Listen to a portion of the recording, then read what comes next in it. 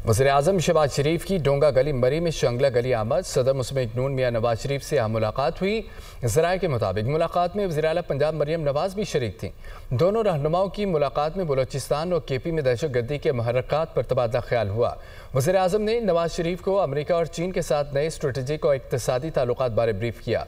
वज़ीर-ए-आज़म और वज़ीर आला पंजाब ने पार्टी क़ायद को सैलाब से मुतासरीन की बहाली, इमदाद समेत जारी इमदादी कामों पर ब्रीफिंग दी। दहशतगर्दी को पूरी कुव्वत से कुचला जाए। नवाज शरीफ की वज़ीर-ए-आज़म से गुफ्तगू। मज़ीद ये भी कहा कि दहशतगर्दों के खिलाफ कार्रवाइयों में मुकामी कबाइल की खदमात भी हासिल की जाएँ।